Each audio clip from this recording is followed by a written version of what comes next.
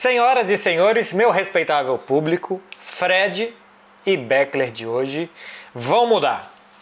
Porque Frederiquinho Caldeira, a gente passa anos nesse programa falando que um time tá bem, para depois ele ir mal.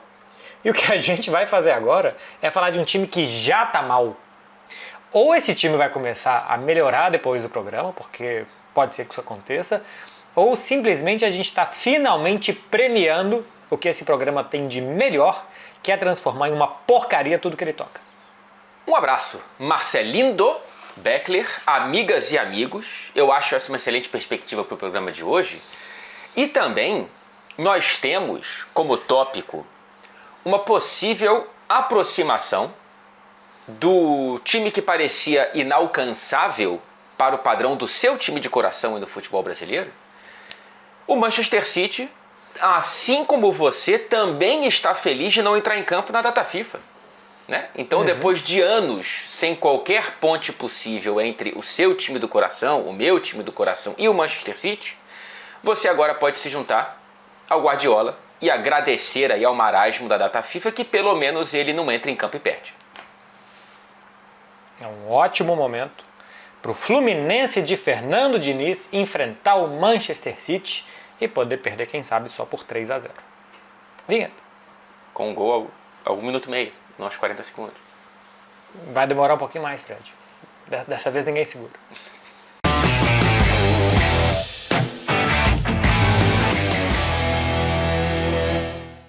Vamos lá, Marcelindo. Cara, o que está acontecendo no Manchester City? É claro que é apenas o comecinho inho dessa nova temporada, porém, acho que a gente pode abrir um pouco aqui o nosso campo de visão, porque não é só sobre agora, é sobre o que vem acontecendo, especialmente desde o começo da temporada passada, que foi a pior de Pep Guardiola enquanto treinador.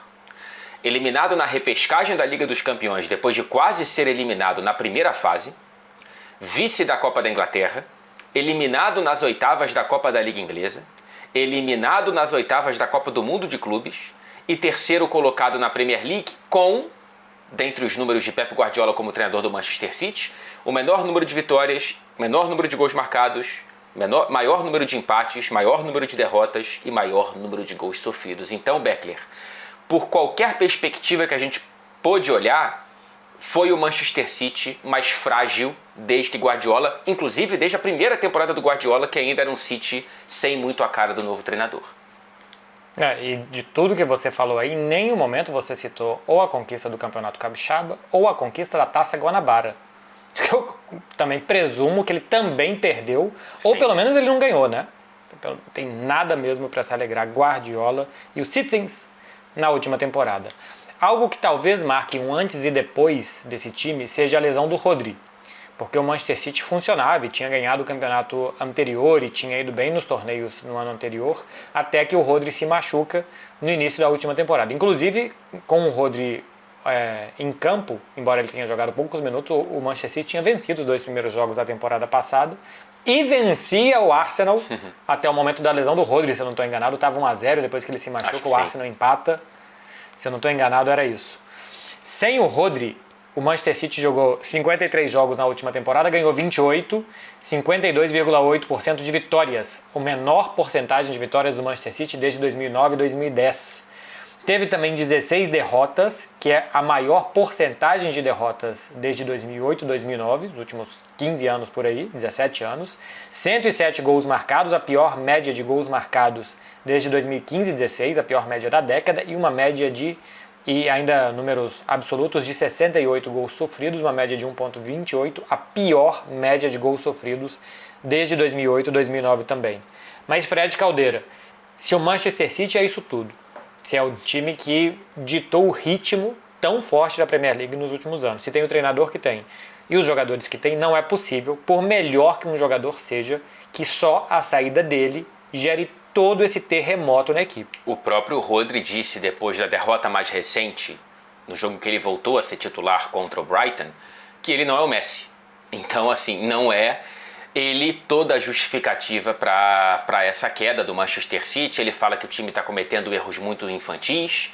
E quando a gente olha, primeiro, para as idas e vindas desde o Olimpo do Manchester City, que foi a Tríplice Coroa em 2023, eu acho que dá para a gente fazer um certo raio-x de como o time se comportou em diferentes janelas de transferências. Vamos lá. Desde aquele título contra a Inter de Milão em Istambul, saíram do Manchester City Riyad Mahrez, Laporte, Cole Palmer, Cancelo, Julian Álvares, Kevin De Bruyne, Akanji, Grealish, Walker, Ederson. Chegaram Kovacic, Matheus Nunes, Vardiol, Doku, Savinho, Gundogan, que já saiu de novo, Marmoush, Nico Gonzalez, Kuzanov, Cherki, Reinders, Ait-Nouri, James Trafford e Donnarumma. 5 dos 11 titulares da final contra a Inter de Milão já saíram do Manchester City.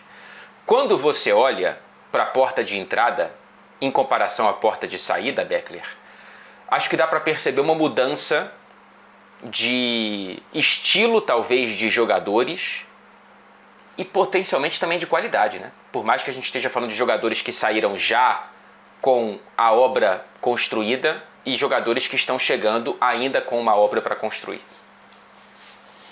Porque também quando a gente vê saídas de Laporte, Akanji, Walker, a gente lembra de tudo que eles fizeram de bom quando eles estavam no time, sem falar de Julian Álvares, de Caicedo, de Cancelo, perdão, de Ederson e até do Cole Palmer, que eram jogadores tecnicamente mais refinados, de que talvez se esperasse mais.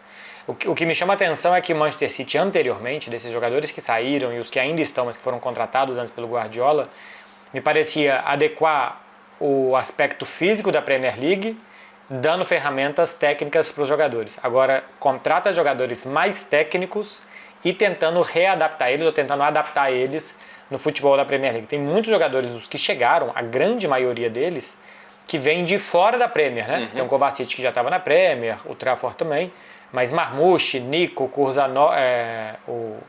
Kujanov, o Cherki, o Reinders, o Savinho estava na Espanha, muitos jogadores que estavam fora da Premier League e que, além de se adaptar a um novo tipo de jogo, tem que se adaptar também a uma liga que é muito difícil e que vai, acho que, passando por cima desses jogadores, né? A Premier League está atropelando esses jogadores que não estão conseguindo se adaptar e jogar talvez o que se esperava deles. Eu tenho... Quando a gente olha, por exemplo, para um time médio titular com todo mundo em forma desse City 25-26, eu tenho a sensação de que é um time titular que está manco. Por exemplo, não tem um lateral direito, né? O Pep Guardiola ou decidiu ou não conseguiu opções no mercado para contratar um lateral direito, e que ainda assim em outras posições que estão mais cobertas, tem pouca gente que você olha para esse time titular, que a gente pode colocar na tela, com Donnarumma no gol, Rico Luz de um lado, Ait-Nouri de outro, a dupla de zaga com Rúben Dias e Stones, o meio campo com Rodri, Reinders e Bernardo, e o ataque com Savinho, Doku e Haaland. Nem Savinho nem Doku ainda conseguiram encaixar de fato nesse Manchester City. O Rodri está voltando de lesão, o Reinders está chegando, o Bernardo é o último dos moicanos que a gente não sabe qual vai ser de fato o rendimento dele. O lateral esquerdo é novo, o lateral direito é insuficiente, um dos zagueiros se machuca mais do que fica em campo, que é o caso do Stones. Eu não consigo olhar, e o Donnarumma é outro perfil de goleiro completamente diferente ao Ederson, né? As minhas sensações são ruins quando eu olho para esse time, Marcelo, não sei as suas.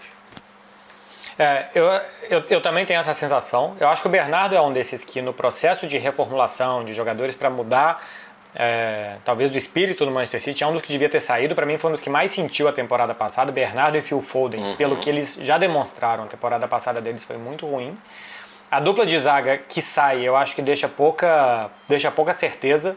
Se a gente pega o que jogou Laporte e Akanji, talvez no Manchester City tenham mostrado mais. O Rúben Dias não fez uma grande temporada, mas mais do que o Stones, né, que é isso, pela inconstância física. Mas o Rúben Dias também já tem uns 2 ou 3 anos.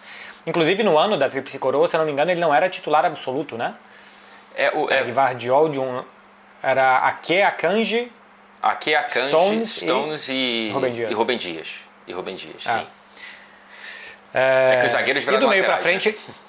Os zagueiros viraram laterais. E do meio para frente, o Haaland, ele é uma certeza de gols, porque ele é um fazedor de gols, mas desde que também a bola chegue para ele, e ainda assim também mostrou uma fase ruim, tanto física, né? Chegou a se lesionar algumas vezes na temporada passada, como técnica também, de não conseguir manter o nível de finalizações mesmo. Nem digo de acrescentar em outros aspectos do jogo, mas de finalização em relação a temporadas anteriores. Mais difícil do que ganhar é voltar a ganhar. E o desafio do Guardiola pela primeira vez é reconstruir um time, né? O que ele fez no Barcelona foi construir um time. Saiu Deco, Ronaldinho, Edmilson, depois Eto'o, Henry, e ele reconstruiu aquele time. Ou ele construiu um time, depois ele foi mudando peças. No Bayern de Munique ele deu continuidade e no Manchester City ele construiu praticamente do zero. Foi, aos poucos saindo todo mundo, chegando outros jogadores, até chegar aquele super momento que ganhou todos os títulos. Reconstruir no próprio Manchester City eu acho que é o grande desafio da carreira do Guardiola. Reconstruir algo que já deu certo numa liga tão exigente. E uma liga tão exigente que não para de evoluir, né? O próprio Guardiola disse durante a temporada passada, lembrando dos números que a gente já citou aqui, de como o City sofreu, que ele percebeu a Premier League com ainda mais intensidade física do que dos anos anteriores, com jogadores mais fortes e com estratégias muito parecidas, que praticamente são, em algum grau, anti-guardiolistas, de marcação homem a homem na saída de bola do Manchester City. A primeira metade da era Guardiola aqui na Inglaterra, ele dominou com tanta facilidade e com tantos méritos que o desafio era conseguir furar quem se portava com 10 jogadores atrás da linha da bola quando visitava o Manchester City ou quando recebia. Agora, os adversários estão marcando a saída de bola do Manchester City na área do Ederson, agora do Donnarumma, no Etihad Stadium. É muito difícil você ver hoje um time que vá para o Etihad Stadium. É claro que se for o Burnley, se for um outro mais, vamos lá, um pouco menos rebuscado, um pouco mais simples, taticamente, e com outras ferramentas, ele vai fazer isso. Mas o Tottenham foi marcar lá em cima. O Bournemouth vai marcar lá em cima. O Brighton, a mesma coisa. Então, assim, mudou o grau de concorrência e do que ele tem que vencer para fazer esses números. Sem falar do que tem contratado os adversários também, né? Olha a janela do Liverpool, a janela do Arsenal, do Chelsea. Então, realmente, eu sinto que é uma temporada que pode ser ainda mais desafiadora que a passada, Beckler, para o Guardiola. Eu acho que em outras ligas, por exemplo, o Barcelona essa temporada contratou o Rashford e um goleiro. Se o Real Madrid não contrata tanto, eles já têm um nível parecido e ainda assim o Real Madrid contratou bastante essa temporada para refazer o que não deu certo na temporada passada. Mas quem talvez possa se aproximar mais ou menos é o Atlético de Madrid. E na Alemanha ninguém vai se aproximar do Bayern de Munique, vai ter o Leverkusen que uma vez, literalmente uma vez na vida, vai conseguir fazer o que fez o time do Xabi Alonso. Em outras ligas a mesma coisa. Na Inglaterra, os times têm tanta capacidade de contratar e capacidade talvez de olhar com um olhar clínico e que o jogador às vezes fica mais caro para o Manchester City, porque todo mundo sabe quem é o Manchester City, e outros conseguem contratar gastando menos e com outra filosofia, que a distância entre os times é menor, a distância não só entre os que vão brigar, mas a distância dos que vão brigar para ser campeão com os times de baixo e os times médios é menor, então você sempre precisa jogar bem, não dá para jogar mal por um longo período de tempo e ganhar, eventualmente você pode jogar mal e ganhar, mas por um longo período de tempo não vai dar certo, você precisa ter bom futebol. E a sensação que eu tenho não só para o City, mas para toda a Premier League, se você faz a mesma coisa que você fez na temporada anterior, se você joga num nível parecido com o que você jogou na temporada anterior, é insuficiente. A gente viu o Arsenal jogar em nível parecido e em um ano brigar pelo título e em outros não. A gente viu o Liverpool jogar um nível mais ou menos parecido, chegar a ficar de fora de Liga dos Campeões, sem cair tanto nível porque ele vinha jogando, só porque os outros ultrapassaram. Porque você tem os grandes que vão contratando e melhorando, e você tem médios como o Brighton, que está há muito tempo brigando, o Newcastle, que já está brigando também há bastante tempo, algum grande que foi ficando pelo caminho como o Chelsea, 2, 3 temporadas tropeçando lá embaixo, no meio da tabela, e que melhorou, e o Tottenham talvez seja o próximo agora com o novo treinador. Então, não dá para fazer o que você fez e não melhorar. E o Manchester City não só não consegue melhorar, como isso, né, um antídoto para um jogo que todo mundo estudou o jogo dele, e que eu acho que a tentativa do perfil de contratações é justamente criar talvez um jogo mais direto, um jogo mais rápido, um jogo que se vem te buscar no seu campo de defesa, você pode lançar mais bolas nas costas da defesa, e que muitas vezes é quase que contraproducente com o que o treinador acredita, né? O técnico não acredita, não se sente confortável com esse tipo de jogo e está tendo dificuldade de se adaptar. A minha leitura, eu queria escutar um pouco o que você projeta para esse City 25-26 e essas alterações. O Guardiola ele foi perguntado agora no começo da temporada, que está tendo um debate aqui muito grande, de que ele deu um passo ainda mais adiante com a linha defensiva. Que a linha do City está ainda mais alta do que nas temporadas passadas e há quem ache que isso pode ser uma influência do ex-auxiliar do Klopp, que agora é auxiliar do Guardiola, o que se chama Pep também, o Pep Lijnders. Mas enfim, o Guardiola diz que não tem nada disso, ele nega essa interpretação dos primeiros sinais do City 25-26, e quando questionado se ele vai mudar alguma coisa, ele leva para o coração e fala que não vai mudar nada depois de 18 taças conquistadas desde que chegou ao Manchester City, que ele pergunta para o adversário como que ele vai se defender para decidir como ele vai atacar. Se ele vai ser mais direto ou se ele vai ser o que ele diz, eu amo fazer, trocar 1 milhão de passes para abrir a lata da defesa adversária. Ainda assim, como você vinha falando, Beckler, olhando para o perfil de contratações, olhando para esse time titular possível aqui do Manchester City em alguns grandes jogos da temporada, se todo mundo estiver bem, e olhando para as atuações, eu vejo um City no meio do caminho. É um City que não consegue, com muito mais frequência do que antigamente, segurar contra-ataques. Né? Já era um calcanhar de Aquiles, mas era muito excepcional que um time contra-atacasse bem contra o City. Agora parece que ficou um pouco mais comum o City estar aberto, por exemplo, para o Al Hilal na Copa do Mundo de Clubes, agora para o Brighton, dentro da Premier League, para o Tottenham. Então, assim, me parece um City sem muito controle.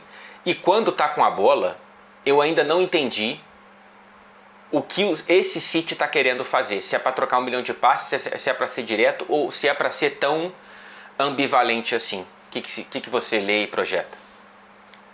E me chama a atenção desses 3 resultados, que são os 3 tropeços mais recentes, né? Porque ele ganha a primeira rodada da Premier League, perde as 2 seguintes e tinha perdido o último jogo da temporada anterior.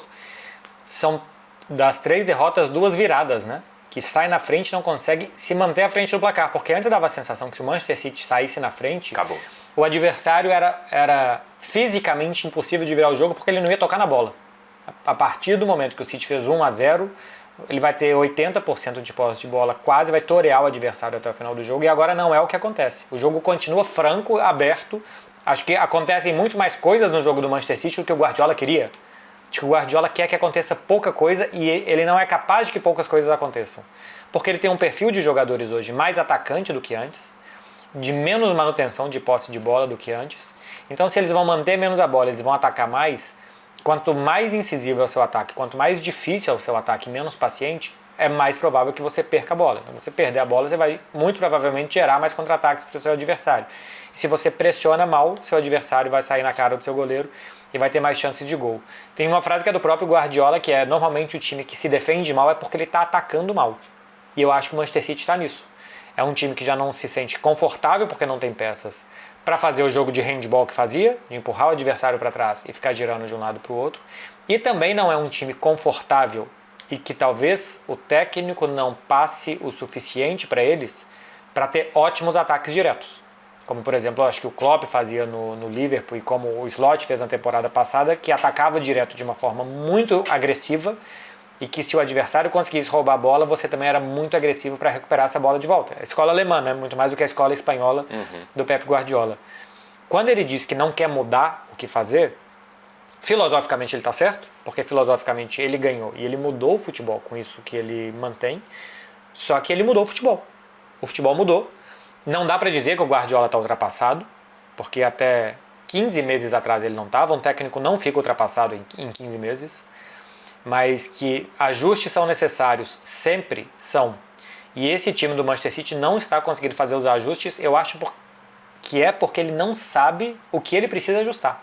Ele não consegue chegar lá, ele não consegue ou não saber, eu acho que o Guardiola é inteligente o suficiente para sim, mas não consegue passar para os jogadores ou não tem um perfil de jogadores para fazer o que o técnico quer. Tá tudo dentro de contexto, Marcelino? Tá tudo dentro de contextinho, sim. Então vamos para fora do contextinho.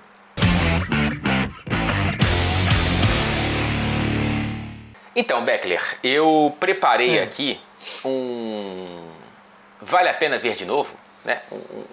Um navegar nos anais da história. Calma. Tá bom. Tá bom? Mas você riu por quê? Você sabia que aquela música do Fagner, Quem Dera Ser um Peixe, É, é uma rapaz. música toda codificada de um coito? Eu também achei que borbulhas de amor eram inocentes, mas não são.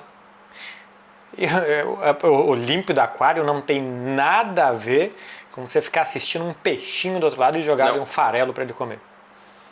Passar a noite em claro dentro de ti, Essa é uma muito boa dica. essa não tá De muito que codificada, realmente não. é realmente uma muito boa dica de que tinha alguma coisa acontecendo. Agora, passar a noite em claro, cá entre nós, Wagner, sabe? vamos lá, né?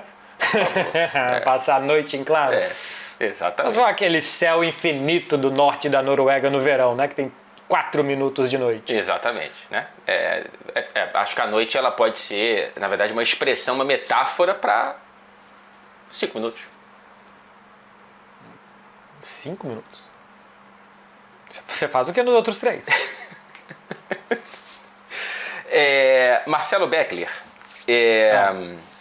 um homem que talvez nunca tenha escutado essa música, é o tema do meu Out of Context de hoje, porque todo mundo lembra, todo mundo que acompanha a Premier League ou futebol europeu há algum tempinho, daquele gol do senhor Balotelli levantando a camisa e por baixo uma outra camisa dizendo "Por que sempre eu? Why always me?", naquela que foi a maior goleada do City para cima do Manchester United em Old Trafford em mais de 50 anos, 6 para o City, 1 para o Manchester United.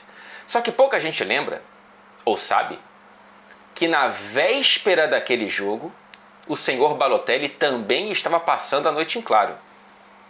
Não sei se havia algum aquário na casa dele, mas ele teve que chamar a polícia e os bombeiros, porque ele achou que seria uma grande ideia ele lançar fogos de artifício da janela do próprio banheiro. Isso também pode ser uma metáfora, tá? Então, nesse caso foi literal.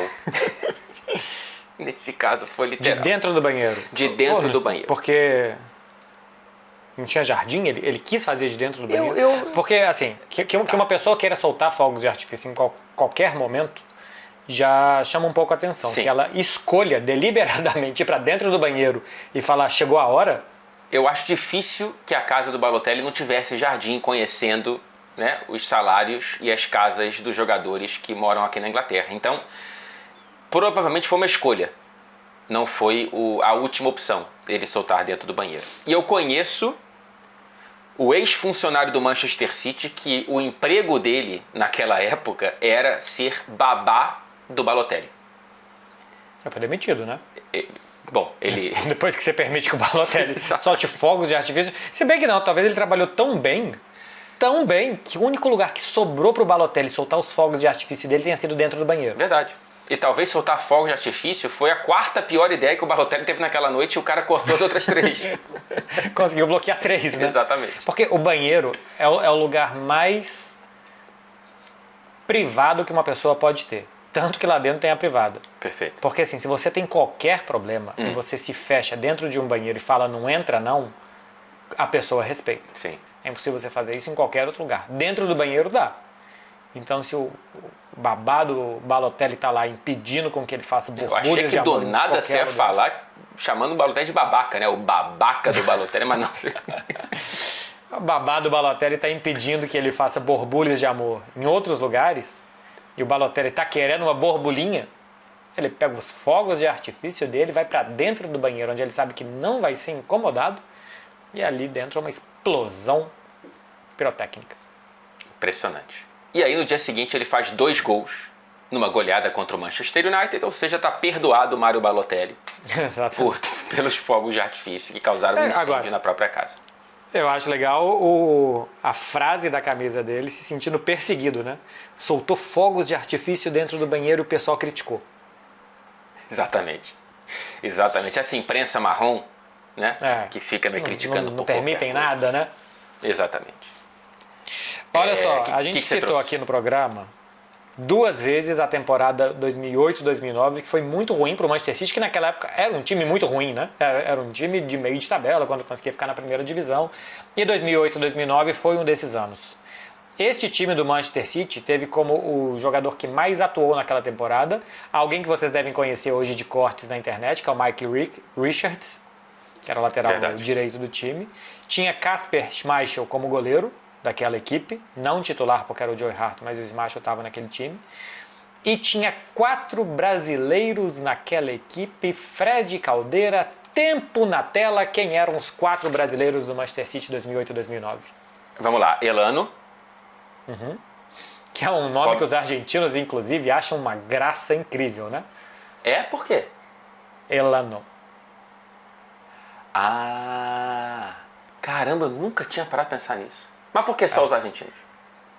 Bom, língua castelhana, né? Ah, em língua castelhana. Pensei que tinha uma coisa É porque foi um argentino que me contou uma vez. Não. É porque simplesmente um argentino que me falou, pô, como é que no Brasil tem um cara que chama Elano? Pois é, as nossas bobeiras também são bobeiras em outras línguas, só que em nomes que não são bobeiras pra gente. Tem vários outros, mas enfim. Elano, Robinho, Jô. Esses 3 eu sabia que você ia saber. E aí tinha um que aí eu vou te ferrar que eu sei. Que é um cara que acho que entrou em campo uma vez pelo Manchester City. Olha só, Mike, você sabe mesmo. Ele é meio que um herói cult dos torcedores do Manchester City, que é o Glauber. É Glauber? O Glauber. É o Glauber. Você sabia do Glauber. Eu sabia do Glauber. Eu achei que ia ser impossível, porque se bobear nem o Glauber lembra. Muito, muito possivelmente. O Glauber não teve passagem no futebol mineiro? Teve, mas você é primo do Glauber. Né? Exatamente, o Glauber sou eu. Tá aí.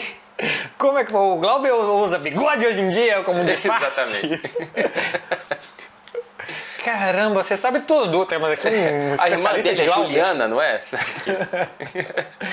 O Glauber passou pela base do Mirassol, depois pela base do Galo, aí passou pela base do Palmeiras e chegou a jogar no Palmeiras na Série B, depois jogou no Palmeiras em 2004, 2005, foi pro Nuremberg, jogou 5 minutos no Manchester City. 5 minutinhos no Manchester City na temporada 8-9 e foi pro São Caetano.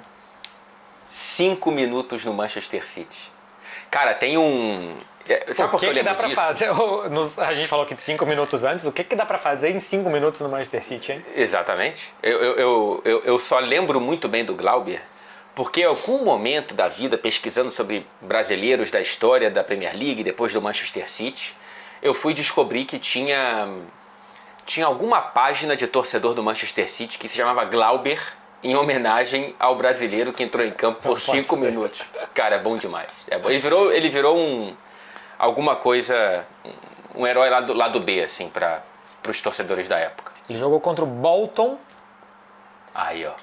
Entrou nos 5 minutos finais, porque eu cheguei a imaginar que ele pudesse ter jogado os primeiros 5 minutos, tipo o Rodri. Lesionou, uma temporada inteira fora, tava ali por empréstimo, chegou em janeiro, foi embora. Não, ele jogou contra o Bolton na última rodada, 5 minutos. E o City ele ganhou? não foi... O City ganhou por 1-0. Aí, ó. Segurou o resultado. Segurou o resultado. Era defensor, o Glauber. Ganhou 1-0, gol do Felipe Caicedo. E eu tô vendo aqui, eu tô vendo as estatísticas do 00 PT, né, do ugol.com.br. Ele aparece como não relacionado em todos os outros jogos. Ele só foi relacionado pro último jogo. E ele não é que fosse um jogador sub-19, sabe? Que faltou jogador e tal. Não, ou seja, o aproveitamento do Glauber enquanto relacionado é de tirar o chapéu. De 100%. O Manchester City jamais perdeu um jogo com o Glauber relacionado. Exato. E ele nunca foi relacionado só para viajar. Quando foi, ele entrou. Né? Nunca ficou só no banco. Ele vai para jogar, ele não tem tempo a perder. Exatamente. Quanto tempo você aguenta, Glauber? 5 minutos. Deixa com a gente. Quanto tempo você aguenta, Marcelo? 3. Está de parabéns. 3 minutos lentos. Sim. Na velocidade 0.5x. Vai lá, chama um próximo quadro, por favor. Glauber, se você tá por aí, Conte pra gente como é que foi esse jogo. Apareça por aqui. Bom, você entra em contato com o Fred, aparentemente vocês são amigos. Deve ser fácil fazer esse tipo de coisa. Resumo. Fred Caldeira, como é que você resume o que acabou de acontecer aqui? Eu não tenho essa capacidade, Marcelo Beckler, mas eu fico pensando se talvez a solução do Pep Guardiola não seja trazer o Glauber de volta para, né, que ele faça parte desse elenco do Manchester City. Cara, há quem diga, e eu faço parte dessa corrente, e que tem a sensação de que quando o Guardiola renovou o contrato por mais 2 temporadas, isso no meio de toda aquela crise que o City ficou 11 jogos sem vencer em novembro, dezembro do ano passado, era para renovar por 2 para ficar mais 1. Era para renovar por 2 para evitar perguntas o tempo todo em entrevistas coletivas. Essa é a sua última temporada, essa não é. Então eu já tenho esse colchão enquanto mensagem para o público, porém um acordo entre Pep e clube que a temporada final será essa. E eu tô com um pouco com essa sensação quando eu olho para o perfil de contratações, para as saídas do Manchester City da diretoria, né? Agora mais recentemente saiu um dos grandes amigos da carreira do Guardiola, que é o Tiki, e veio o Hugo Viana como diretor esportivo do Sporting. Eu tenho alguma sensação, e não informação, de que a gente já pode estar vendo o começo da transição para o Manchester City pós-Pep, já no perfil dos contratados. Não sei se eu estou viajando muito. Pode ser porque são jogadores, como a gente disse aqui durante o programa, pouco controladores, mais agressivos, mais de tentar jogadas. E normalmente o Guardiola mostrou, especialmente no Manchester City, que eu acho que foi um time muito mais dele, porque o Barcelona também era dele, mas o Barcelona ele tinha todo o talento que ele queria, porque tinha jogadores absolutamente identificados com o que ele acredita, e depois no Bayern de Munique acho que ele foi muito mais moldado ao Bayern. E ele criou o Manchester City. O Manchester City ele criou, o Barcelona já existia como conceito, não existia o conceito no Manchester City. E hoje esse conceito não existe com esses jogadores, é diferente. Talvez porque ele esteja tentando se adaptar, não dá para dizer modernizar, mas sim se adequar ao que hoje se está jogando. Mas são jogadores de um perfil muito diferente, com o ótimo Manchester City, com o melhor Manchester City que ele criou e que terminou há 2 temporadas. Pode ser porque sim, seja o começo do fim, e eu acho que também pode ser o Guardiola tentando se reinventar. E é muito curioso, um técnico tão vencedor, para mim o melhor técnico da história, porque é quem mais mudou o esporte e conseguiu fazer isso ganhando, e que tenha tanta dificuldade de se reinventar, porque não é fácil, Fred Caldeira, depois que você inventa alguma coisa, você inventar ela de novo. Por mais que essa pareça uma frase de brincadeira, ela tem um fundo de verdade, sim. É verdade, é verdade. Eu tenho, aí já pode ser um debate mais pra frente, a sensação de que o futebol descobriu soluções efetivas para o guardiolismo. E que pegaram muitas tentativas de novos Guardiolas de calça curta e que agora está alcançando um pouco o próprio Pep. Então acho que ele já disse, quando sair do Manchester City, seja ao fim dessa temporada ou ao fim da próxima, ele vai ter mais uma pausa, né? Mais um período sabático ali para ele decidir o próximo passo da carreira. E eu fico muito curioso porque alguma coisa do Guardiola haverá de mudar, né? do time dele. E isso não está sendo possível de ver no Manchester City. Por isso que me parece um pouco no meio do caminho. Porque ele sente que precisa mudar alguma coisa, mas ainda não sabe para qual direção exatamente. E esse time, não sei. Não sei se vai conseguir se acertar para essa temporada ainda. É isso. Meu povo, deixem aqui nos comentários o que vocês acham sobre Glauber, o que vocês acham sobre Balotelli, o que vocês acham sobre Manchester City e quantos minutos vocês... Enfim, só coloquem um número, pode ser uma fração de número também, se for necessário. Esse programa também girou muito sobre isso, Fred Caldeira, e terça que vem tem mais. Terça que vem teremos mais borbulhas de amor aqui no Fred e Beckler Explicam. Parabéns aí ao Manchester City, futuro campeão da Liga dos Campeões, da Premier League. Depois dessa edição, evidentemente, teremos mais uma tríplice coroa para os Citizens. Valeu, Marcelino. Até o próximo programa, gente. Vou passar a noite em claro te esperando. Onde? Não responde. Não É. responde. Tchau, gente.